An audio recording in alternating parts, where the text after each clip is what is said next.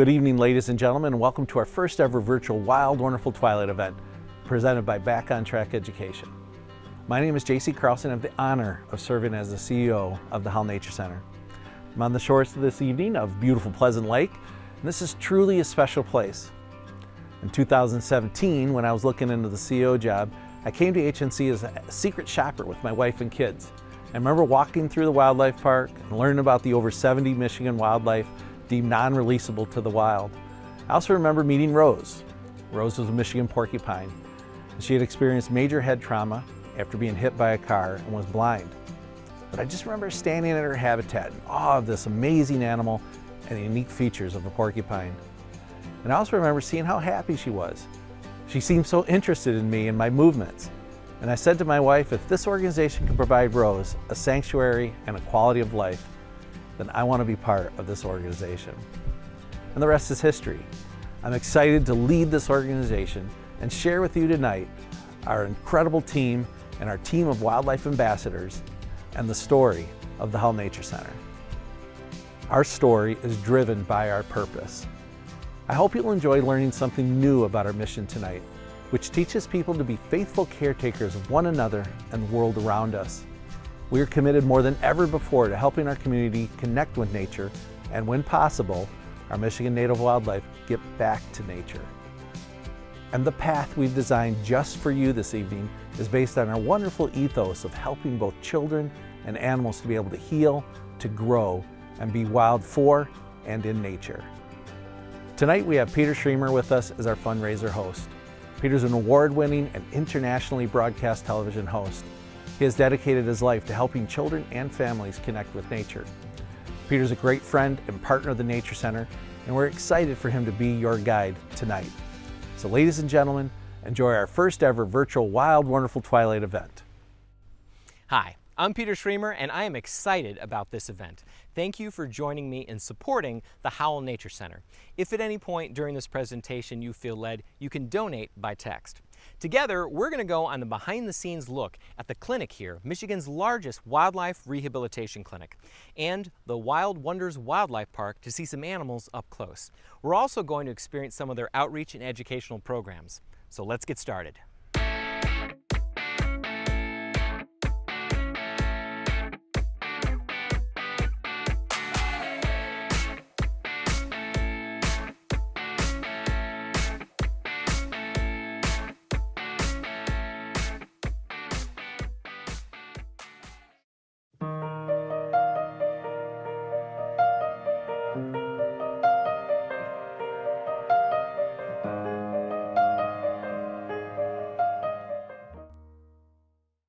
So Laura, where are we right now? So we're here at our Wildlife Rehabilitation Clinic. This is actually Michigan's largest wildlife rehabilitation clinic, and this is where people bring the injured and orphaned wildlife that they find that's in need of help. They bring it here to us for healing. Our goal is always to return animals back to health so that we can release them back into the wild where they belong. What kind of animals end up coming here to the clinic?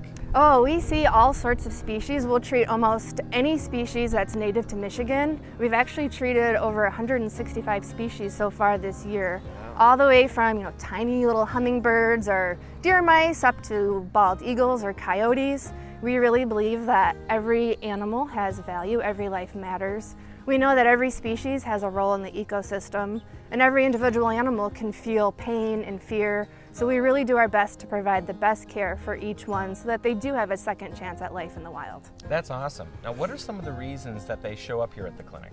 A lot of the wildlife that comes in just from the dangers of the wild world, just natural injuries like attacks from predators or conditions like mange. But unfortunately, the majority of animals that come in, up to 70% even, come due to human-wildlife conflict.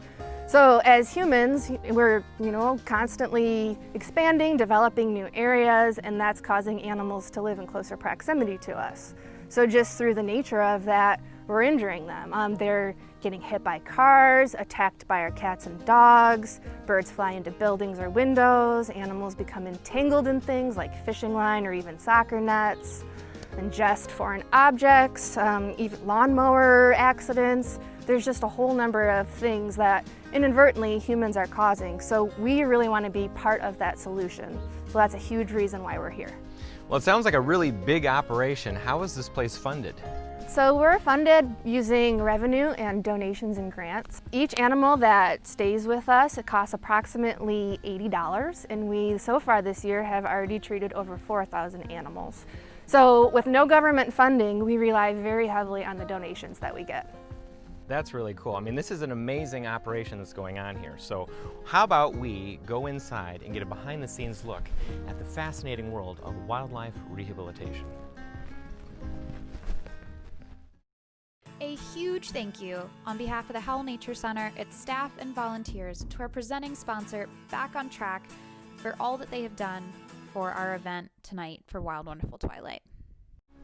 And this is where it all begins, at the Wildlife Helpline. Kiki, how many calls do you get a day?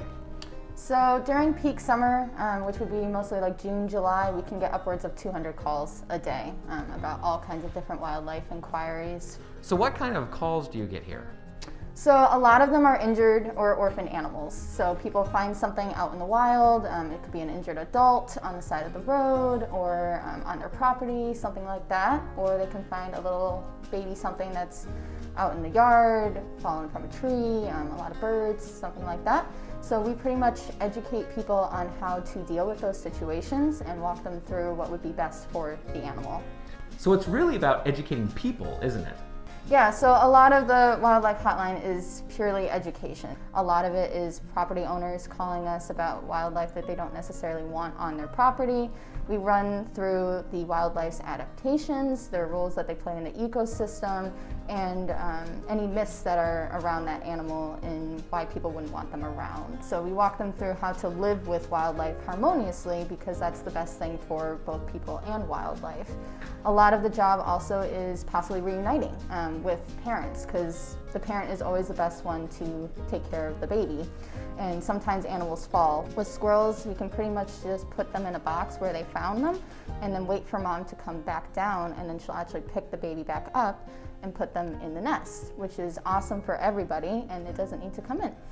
With owls, you can pretty much do the same thing at different levels. You can even make a makeshift nest through a nest box and put it back up in the tree, and they can pretty much live there and still stay with their parents, which is what everyone wants, pretty much.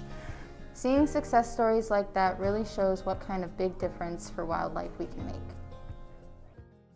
We would like to thank the Spirit of Alexandria Foundation, WHMI 93.5, the Parker Foundation, and ChemTrend for their continual support of the mission of the Howell Nature Center to help others heal, grow, and be wild.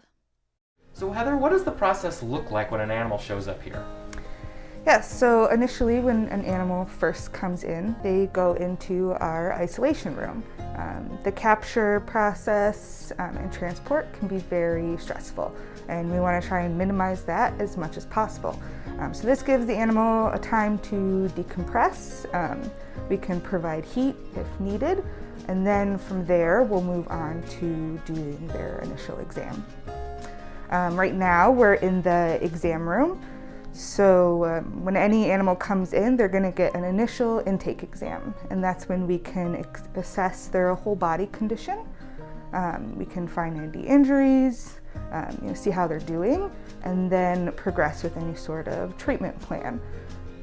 So what are some of the injuries and illnesses that you see in animals that come here through the clinic? We'll see a lot of fractures, we see head trauma, spinal injury, and all of those factors combined can cause poor body condition, just general wounds, animals being emaciated and needing care.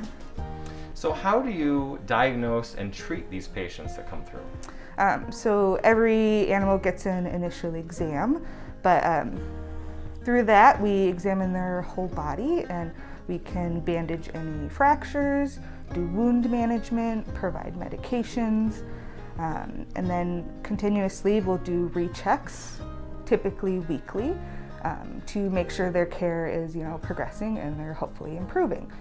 And then when we're not doing rechecks in the exam room, they're going to live in a temporary enclosure here in the clinic.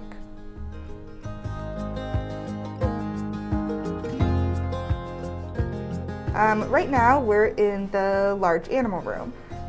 So we have many different rooms throughout the clinic. We try and separate things by species for the most part. So we have a room for birds, one for mammals, and this room can house a variety of things because we do get quite a few species that are larger and are going to need larger cage accommodation. So every animal inside the clinic is on restricted movement, basically. We want to give them an enclosure that isn't too large, that they're going to cause more injury, but also keep them pretty calm in a space that is pretty secluded. So as you see, all of the cages are covered as well, so we can give animals privacy. So, do you get a lot of babies here at the clinic? Yes, a lot of babies.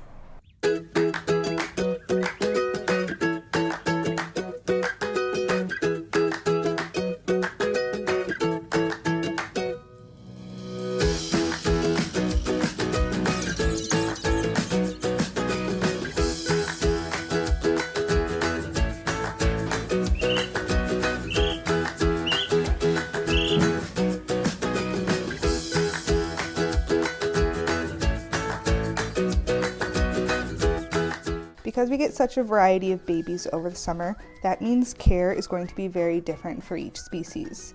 Length of stay can be anywhere from 6 weeks to 6 months. We also like to take into account different diets and frequency of feedings. Some animals are fed every 30 minutes, where some we can stretch them for multiple hours. We do all of this to mimic how moms are naturally feeding their babies in the wild. Thank you to our veterinary partners, VCA Howell and VCA Hamburg, for helping us to continually provide top-notch care to our wildlife. That was a really cool experience. So Kiki, with over 4,000 animals coming through here, does that take a lot of volunteers?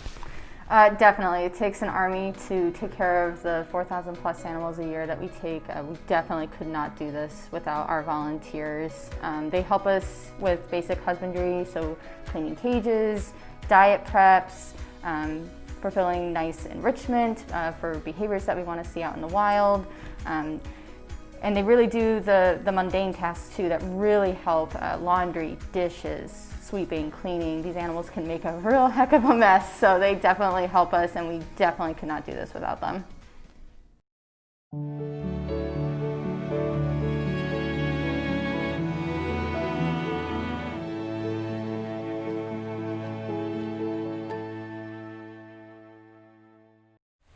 So Laura, when animals are done healing from their injuries or their illnesses, do you release them into the wild? So actually, after animals have healed in the clinic, we have to move them outside so they can acclimate to being outdoors again. We put them in a larger, more naturalistic space. Right now, that's where we are. We're in the Dana DeBenham pre-release zone, and this is where we begin pre-release conditioning. So what is pre-release conditioning exactly? So pre-release conditioning is a part of the rehab process that's just as important as the healing that takes place in the clinic. We need to make sure we're preparing these animals for life back in the wild. It's a hard world out there, so they need to have the strength and the skills to survive. So we make sure that they're strong enough to do everything that they need to do and that they have the species appropriate behaviors. So we teach them and encourage them to do things like foraging, climbing, swimming, nest building, just anything that they would need to do in the wild. Sometimes it can take several months for them to really hone in on those skills, but we want to make sure that we're really setting them up for success. So with babies, it's the same process, but it just sometimes takes a little bit longer. If they weren't with their parents for very long in the wild, we become kind of their parents. We have to teach them what they need to do in order to survive. So it's just a long teaching process. Sometimes we're able to use our permanent residents who live in our Wild Wonders Wildlife Park, which you'll meet just in a little bit, and they're actually able to serve as surrogate parents, and they can teach the animals how to be these wild animals to prepare them for release. Thank you to Lake Trust Credit Union, DTE Foundation, Frank and Joyce Smith, and Home Depot for their continued support for making projects all throughout the park happen all year long to help increase your experience at the Howell Nature Center. So we are here with Caitlin Lewis to find out what happens to these animals after they go through their pre-release conditioning. Yeah, so all of those animals that come to us every year, 4,000 animals from all over the state of Michigan, those guys are fit, they're ready to go, they've learned all the natural behaviors or recovered from an injury to get back to the wild. We have to first then find an appropriate habitat for them. Adults go back to where they're from. We want them to have their territories with the water and the food sources they know. If they have a mate, they can go back to them or their babies from that season. As well as if it's an animal that's been displaced by people, say they lost their habitat due to a person, we find somewhere appropriate for them so that they can express everything that it is that they need to do to be wild. These animals that have recovered from their injuries or displaced or orphan situations, we're so grateful to have the opportunity to serve them and to serve our community and those wildlife heroes that have brought these animals to us to give them that second chance at life in the wild. Without rehabilitation, without the help of the Nature Center, these guys would have certain deaths in nature on their own.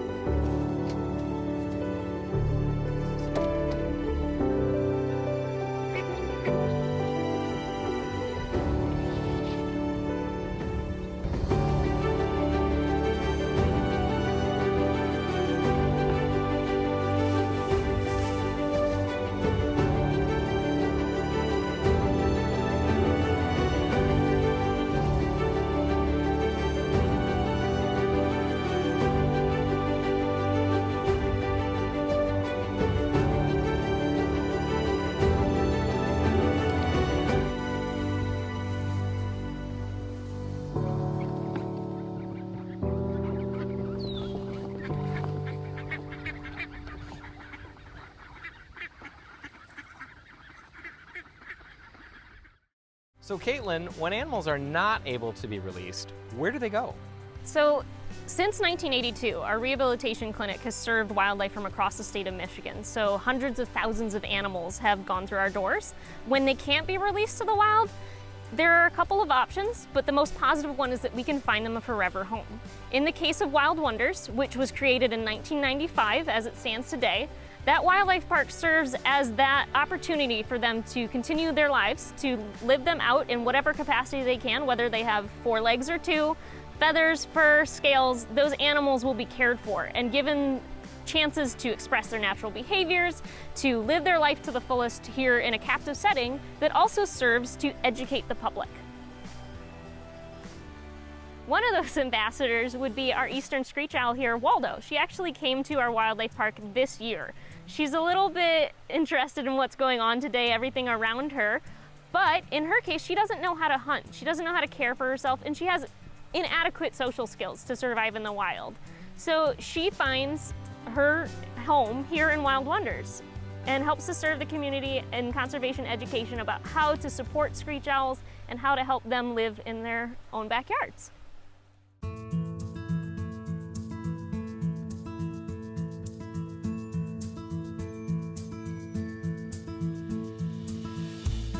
So can we have a little behind-the-scenes tour of the animals here at the Wild Wonders Wildlife Park? Yeah, Peter, I'd love to. I'd love to start with Kayla the coyote, if possible.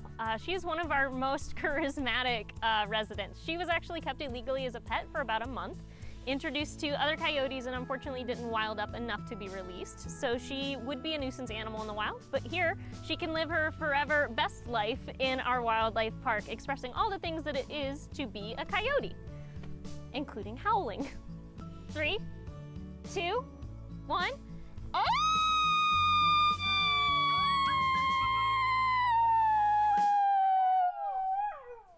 A huge shout out and thank you to ChemTrend and their parent company Freudenberg for their E2 grant supporting educational and environmental initiatives worldwide. Thanks to this very generous grant, Phase 1 of the project paved our entire pathway through the Wild Wonders Wildlife Park, making the experience accessible for everyone. ChemTrend, we thank you. So Laura, this isn't your average house cat, is it? No, this is Zeus. He is a bobcat. Zeus came to us. He was seized by animal control. He was found wandering around in Dearborn Heights. So wandering around the city, they brought him here to us, to our wildlife clinic, to assess him, to see if he could be released back into the wild. And we found that unfortunately he had been declawed and neutered, which leads us to believe he was kept as a pet illegally as part of the illegal pet trade. With him being declawed and neutered, he had no chance of surviving in the wild. He wouldn't be able to fend for himself, and he was also behaviorally altered at that point. He was used to living with people. So Zeus is here with us as one of our ambassador animals. He teaches people about bobcats and about wildlife. Zeus is actually one of my favorites. I am working with him on husbandry and medical training. We really value animal welfare here. We want our animals to be as healthy and as happy as they can be. In fact, I know he's happy because he purrs. He often purrs during our training sessions when I give him his favorite treats and enrichment items. I didn't know that bobcats could purr until I heard it. So yes, he's very happy living here.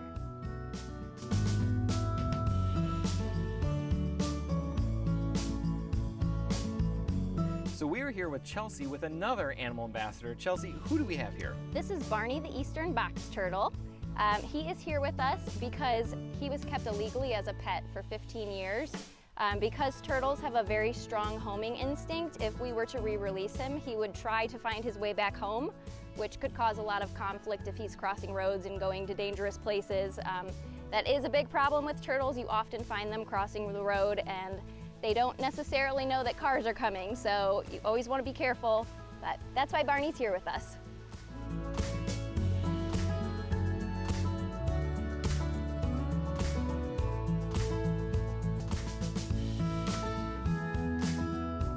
So Laura, who do we have in this habitat?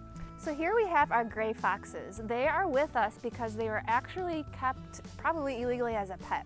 A lady was walking her dog with her small children and they just came right up to them. They were very friendly, wagging their tails, soliciting attention, and nearby she found a box with some blankets and some cans of food.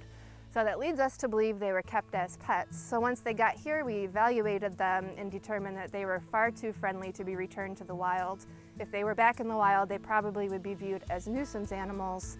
So we were very happy to provide them with the forever home that they have here. And here they help us educate our guests about wildlife and about gray foxes.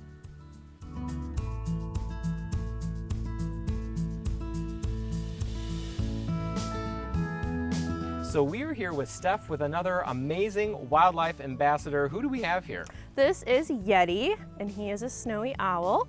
Yeti came to us in November of 2017. He was found in someone's yard, weak and unable to fly. They managed to capture him and brought him here. And if you take a look at his left eye, you'll notice his left eye is damaged from an injury, so he's blind in that eye, and that means he just wasn't able to hunt very well.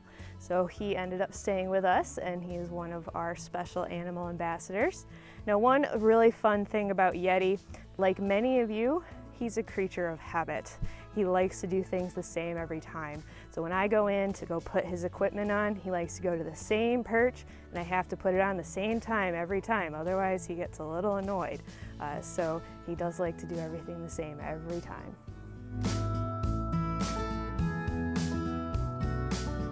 So Chelsea, is this a rodent of unusual size? It is not a rodent at all, actually. Dash is one of our Virginia opossums, and he is a marsupial. They are the only marsupial found in North America, and he came to us with a tail injury, so his tail is a little bit shortened, and because they have prehensile tails, they essentially use their tails as a fifth limb, which means that he would be at a disadvantage if we were to re-release him to the wild.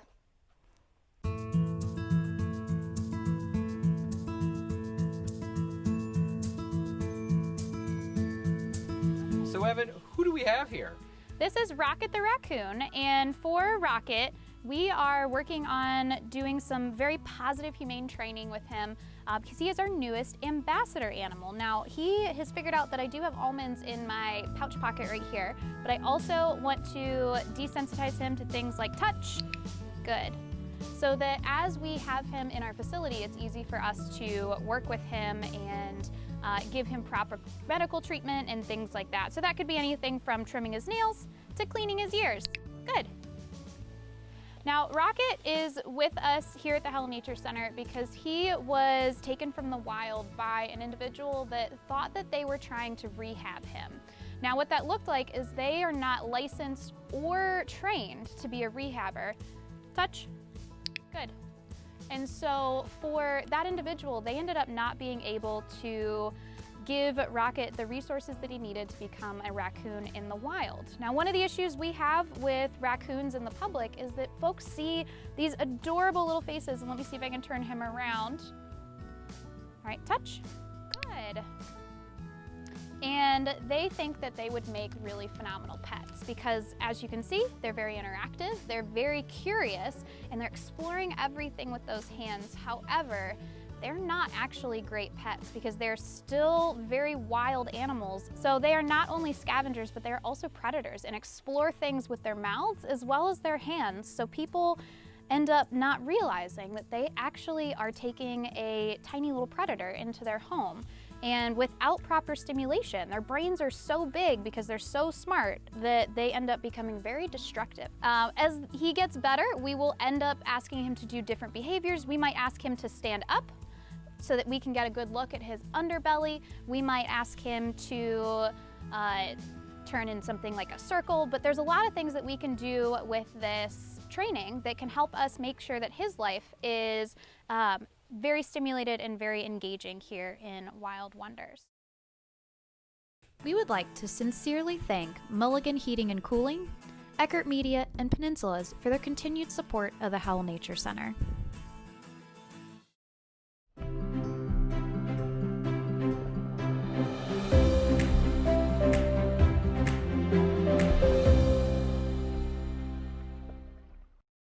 With all the work that the Howell Nature Center does with animals through the wildlife park and the clinic, there's a different kind of animal that they work with too: children.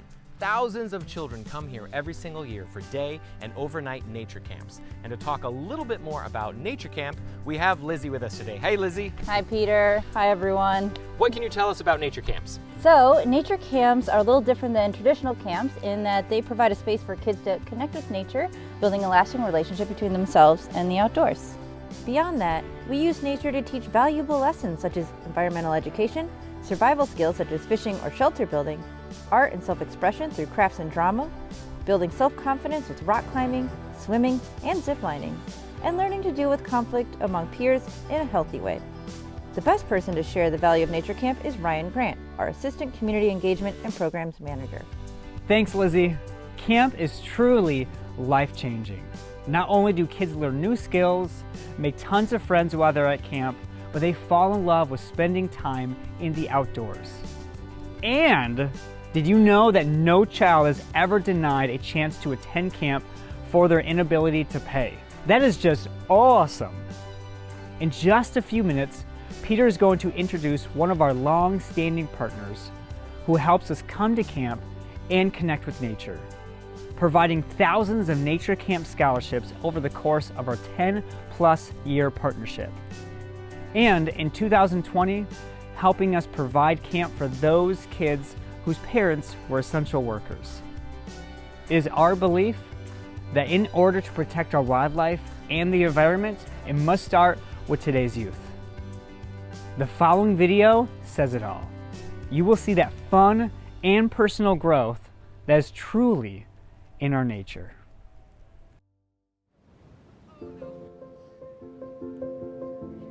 I've learned at camp that you don't have to pretend like to be another person. You always can be yourself. When you first walk in, you may seem like it's going to be hard to make friends, and then the next day, the whole cabin's your friend. Camp is everything. Like, it's home. It's like my safe haven. It's like I always feel comfort being here. Like, it doesn't feel like I'm at work whenever I'm at camp. Camp means like everything. I can't even put it into words because like whenever I just step into this place, like it's just like whatever I was going through or whatever I might be going through even here, it's like you're just at home. So Camp to me is fun and joyful. You gotta learn how to get outside and just do stuff. Instead, you should just be outside, and this is the place to be when you want to do that. Camp means that like you can do anything like really fun and you don't have to like worry about what's going on at school or at home. Somewhere you can be yourself and don't have to worry about what other people think, and fun. Camp means to me about friendship and like all the cool memories you get to make. It's like my second home. it's so fantastic. There are so many kids that come at the start of the week and they're so shy, they don't want to speak to anyone, and it's just so nice, like throughout the week, just talking to the kids, and you can really see the difference. Like you can see so many kids come out of their shell, like final campfire, they'll be standing up, they'll be volunteering for songs, they'll be talking to everyone, and you turn around and you're like, wait, that's my kid up there that stood there trying to scream and join in this silly song. Like at the start of the week, they weren't talking to anyone. That's my favourite thing, when you can see that you've been able to bring this kid out of their shell so much, and that they're a completely different person, but they're so happy about it, and that's amazing. I love that bit.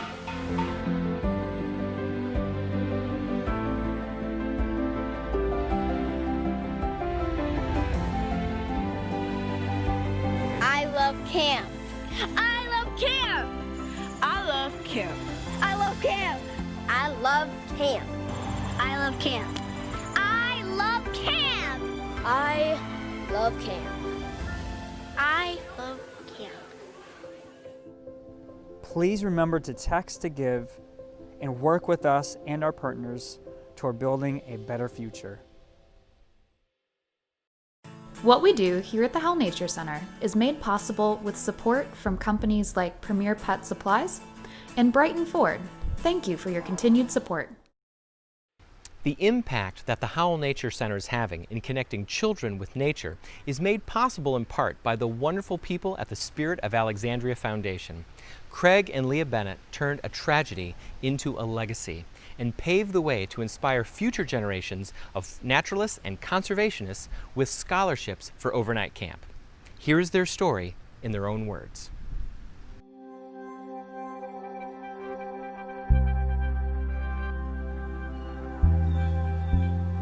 Alexandria was compassionate, silly, and curious. That's how I would describe her. Her sense of, I guess, wonder and curiosity. Anything that she wanted to learn about, we'd go get a stack of books from the library. The one word that would describe Alexandria is compassionate. She was always very compassionate. She was compassionate to the little creatures she would find. You know, she had to release them in their proper area. She always had to show her little finds to her friends and teach them about it. She loved all animals, and when she really liked an animal, she would pretend she was the animal. She'd walk around on all fours, and we had to have a rule that she couldn't go out of the house being an animal.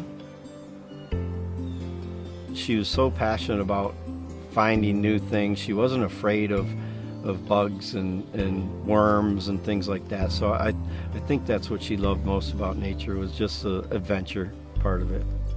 Alexandria was walking through our yard and found 26 monarch caterpillars on some random milkweed, and of course wanted to keep them and raise them. So she put them in a container with a bunch of milkweed. Eventually she raised enough of them where Grandpa Jim had to build a big old butterfly cage for them, and then at any given time she had 50 plus butterflies. Shared them with her class, and somehow they all emerged from their chrysalises. When they came out of their chrysalis, we'd have a big release party.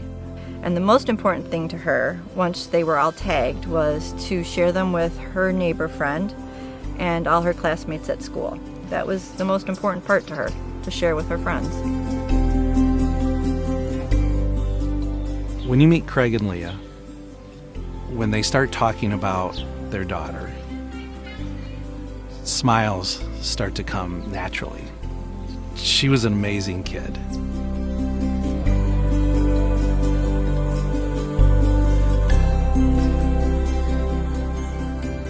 We lost Alexandria December 18th, 2005. A week before Christmas, 3 weeks before her 9th birthday, from a complication of croup. She passed away suddenly with a massive infection to the throat, and she collapsed and died in my arms. There was nothing they could do. Within 12 hours of her going to the hospital, she was gone. That was obviously a very hard day for everybody around her. And our new life started.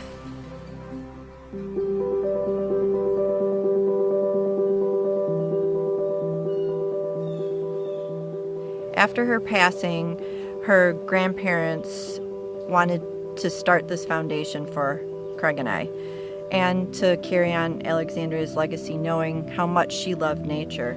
We really found that it was fulfilling. We knew that there was a reason that we were doing this. I think nature was a place of home for Alexandria because she spent time in nature with her family. Whether it was her dad teaching her how to fish, or me gardening, or transplanting trees with her grandparents, she was experiencing things with her family. She just inspires me to be a better person. And such a great way for Leah and I to carry on her legacy.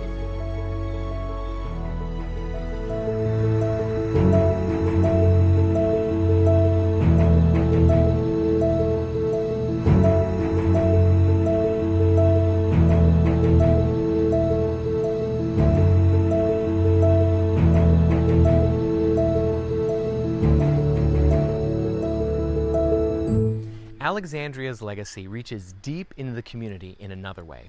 Thanks to the Spirit of Alexandria Foundation, thousands of families get to enjoy our naturescape. The play area is filled to the brim with laughter as children explore the big treehouse, leap from log to log, splash in the waterfall, and express their creativity with music while engaging in nature play. So Lizzie, what is nature play?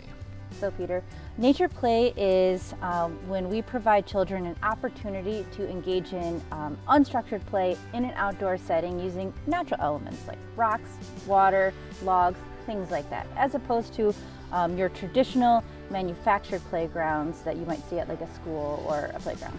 So why is that? Why natural elements instead of plastic and metal playground equipment? So studies show that kids are engaged for a longer period of time and are able to use their imagination more using natural elements as opposed to those plastic and metal playgrounds.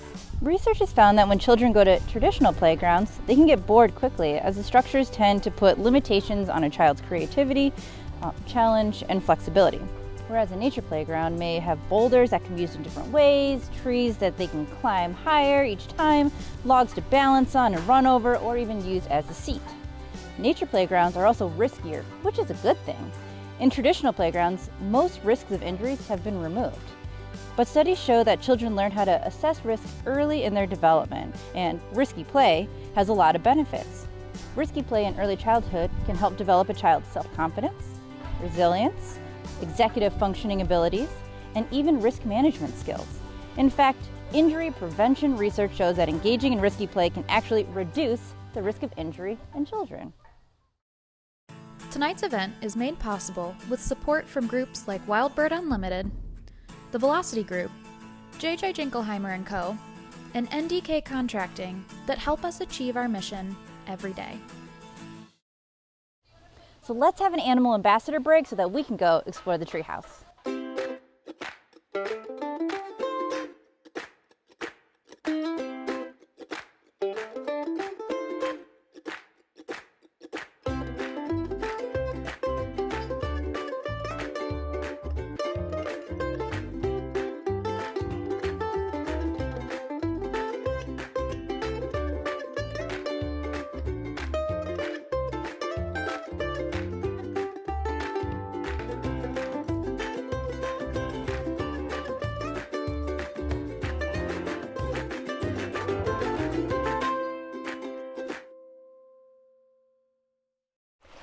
Everybody, welcome to our rubber ducky race. I know you guys have been waiting all week for this moment.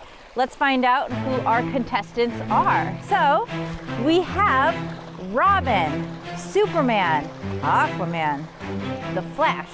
We have Cyborg, Green Lantern, Batman, and of course, Wonder Woman. All right, now we're gonna race them down our Spirit of Alexandria waterfall here in the Naturescape and find out who our winner is. Good luck, everyone. All right, racers, on your mark, get set, go!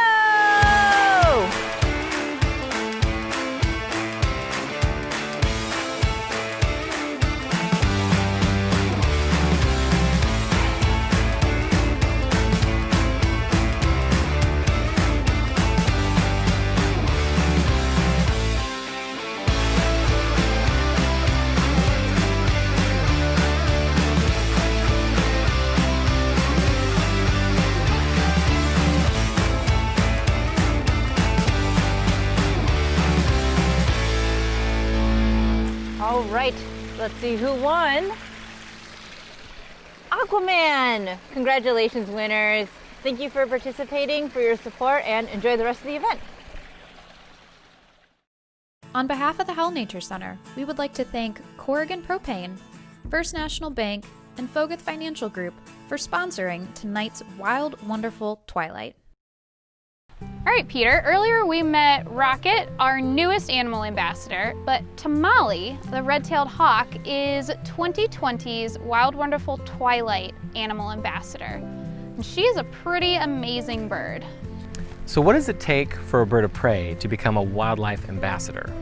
So for many of, actually almost all of our birds, it is a very long and somewhat complicated process. There's a lot of trust that goes into it, starting off with even something as basic as just, will you eat in front of me? Will you take food in front of me? And over time, we build up those behaviors so that we can actually put equipment on them and manage to get them to a state where they actively choose to be part of these presentations. That's a really important thing here for us at the Howell Nature Center, is that all of our ambassadors are positive reinforcement trained animals, and they have the option of choice. Any day that they don't want to present or don't want to go out on program, we're not going to force them. It's not fair to them, and we want to make sure that our outreach and education programs are as humane as possible for our animals. So why does the Howell Nature Center do these programs? These programs are an opportunity for the general public to get up close and personal with things that they might not get to see every day. Now, chances are you've seen red-tailed hawks before, but where do you usually see them? Out on the highway. Right, they're on the sides of the road, and they're typically pretty far away. And there's something magical in seeing an animal more up close and personal than that. And one of our goals is to create reverence for these creatures. So while Tamale is pretty easy to see the magic in, some of the animals that we use in our programs are things like opossums or raccoons that people don't think of as quite as magical as a raptor. So while she is an ambassador for birds of prey, we do use other animals as well.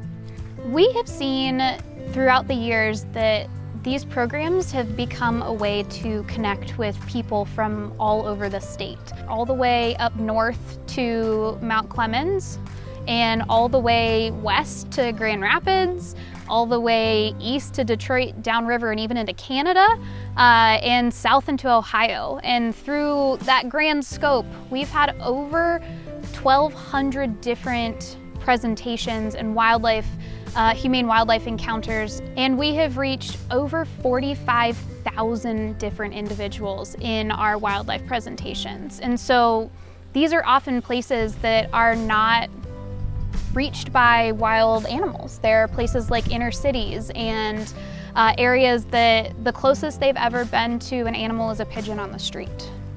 That's really impressive. How are these programs funded?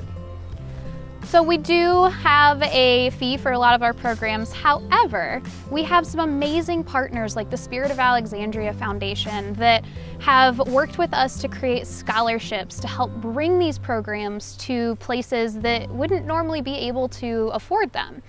Caring for these animals is expensive, and the training time that goes into it is quite long and arduous, so it's not like we can provide all of these for free all the time. But with Spirit of Alexandria and their mission of connecting children with nature, it gives us an opportunity to bring those programs via things like our nature bus and our overnight camps to groups of people that might not get a chance to experience these programs normally.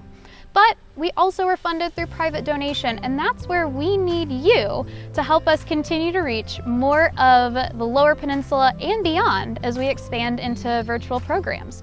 Who knows who we might be able to impact next. We would like to say thank you to our sponsor Positive Step Farms, as they have sponsored this snack break.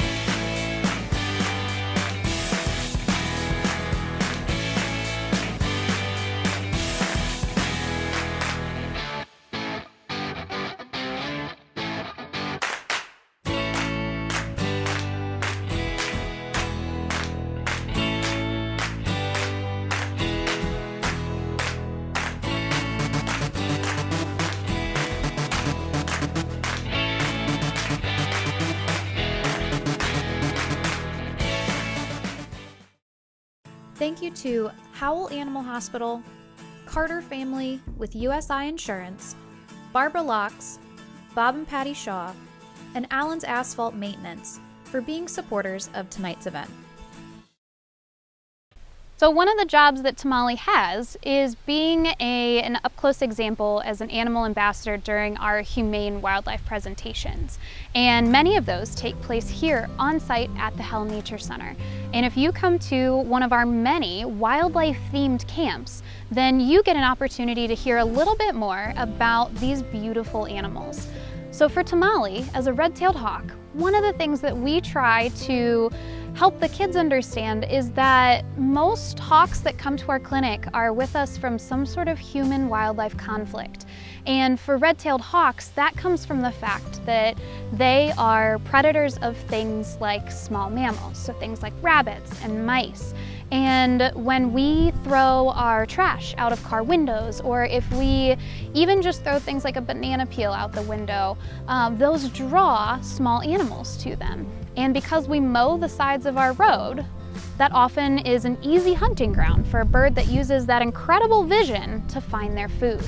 So unfortunately, this results in a lot of birds of prey getting hit by cars, and we see them with wing injuries. However, that also means that it's a pretty easy solution. So one of the things that you all can do, and one of the things that we encourage our campers, is to just hold on to your trash a little bit longer. Stuff it in a cup holder, we all do it, or keep a garbage bag in your car, and then the next time you're at a gas station or the next time you're home, throw it away in the trash can, not out on the sides of the road. So while we've just learned a small tidbit about red-tailed hawks and the ways that we can help them, our kids at camp learn so many different things, and it is so amazing that we get to help them connect to nature in these different ways. So thank you, and we appreciate all of your continued support so that we can do programs like these into the future. I hope you've enjoyed our Wild Wonderful Twilight event and our behind-the-scenes journey at the Howell Nature Center. As tonight winds down and we move into our From the Heart appeal, I want to express my heartfelt appreciation for all those that have supported the Howell Nature Center and our mission. I also want to recognize our presenting sponsor, Back on Track Education, and for all our sponsors who have committed to this evening and our success. I also want to thank the Spirit of Alexandria Foundation, our individual donors, our volunteers, and thank you all for joining us tonight and supporting our mission. Without you, we would not be able to do what we do, and without our donors and without our sponsors, we would not have made it through this health crisis. Thank you all for your generosity and for your support. Tonight, we have opened our Nature Center to all of you so you could view firsthand the magic that happens every day at the Howell Nature Center. We wanted to give our community a chance to get to know our amazing team, our partnerships, and the programs that make the Howell Nature Center so special. Each piece to our puzzle, whether it's our Wildlife Rehabilitation Clinic, our Wild Wonders Wildlife Park, our outreach and education programs, and our nature-based camps and programs, all work together to help children to educate our community and to look out and care for our beautiful wildlife that we all share this world with, so that everyone can heal, grow, and be wild. As our mission continues to thrive, we are certainly not out of the woods yet, and we need your help. As many of you know, our nonprofit consists of a combination of fee-based programs, gate fees, and memberships, and a strong reliance on donations. With schools being one of our most important sources of mission-based revenue, we are still dealing with the financial fallout caused by the pandemic. Tonight's fundraiser and our From the Heart appeal really sets the stage for us to remain on mission and ensure that we can be sustainable as the new year begins. So thank you once again for having our back and for joining us this evening. Now please enjoy our From the Heart appeal presented by Laura Butler, our amazing Wildlife and Education Director. Thank you again. Hi everyone, thank you so much for being here with us tonight. We hope you are enjoying the program. We really wish we could have seen you in person, but we appreciate that you are still here supporting us. We couldn't do the work that we do without you, so thank you. So I've been working at the Howell Nature Center now for just over a year, and I couldn't be more proud of the team that I work with and the work that we accomplish. To me, our mission is so important. I believe in it with my entire being. To me, this is not just a job, it's an opportunity to help native Michigan wildlife. Animals are just trying to survive in this world that we share with them. And sadly, just due to our presence and our actions, humans are having a profound negative impact on wildlife. So here at the Howell Nature Center, we try really hard to be part of the solution and to make it a better place for animals. We know that we're making a difference directly to the animals that we see in our clinic. Over 4,000 animals come to us every year and we're making an impact in their lives. And we know that we're making a difference in the lives of all of our ambassador animals who call Wild Wonders Wildlife Park home. But beyond that, our education programs and our messages are able to impact thousands and thousands of animals because we are working to teach people to live in harmony with wildlife. We really believe in educating people and creating a connection between people and animals so that we can really create a reverence and appreciation for animals that will change attitudes and change actions and make people live in more harmony with wildlife. Having come from one of the leading zoos, I started this year with so many plans and goals and ideas on ways that we could improve all of the wonderful things that we're already doing here. For example, I was really excited to start building new habitats for our ambassador animals. I was really excited to start doing that this year, but then of course the pandemic happened and everything changed and we had to shift gears. We've been very much impacted by the pandemic, just like everyone else has. It's really taken a toll on us in terms of revenue. With so many patients to care for, over 4,000 a year, with each patient costing us on average about $80, it costs over $300,000 just to operate our wildlife rehabilitation clinic. So we had to all come together and think about how we were going to handle these challenges and stay on mission and keep doing the work that is so important to us. An easy solution would have been to shut our clinic doors and to stop operating, but we knew that that was not an option. We know that all of these injured and orphaned wild animals need us and would have nowhere else to go if we couldn't help them. So we knew we had to stay open, so we just had to dig deep, and even though we had less volunteers and less interns and less staff and less revenue and more intakes than ever before, since people were somehow finding more animals and bringing more animals to us, we had to make it work. So our wildlife team, our core team, actually moved on site and immersed ourselves in our work so that we could work longer hours and provide the care to these animals that they need so that they wouldn't feel the impacts of the pandemic. That just shows you how dedicated our team is. My wildlife team is so passionate and so skilled at what they do. They all have strong backgrounds and experience in wildlife care, and they are truly making a difference at the Howell Nature Center.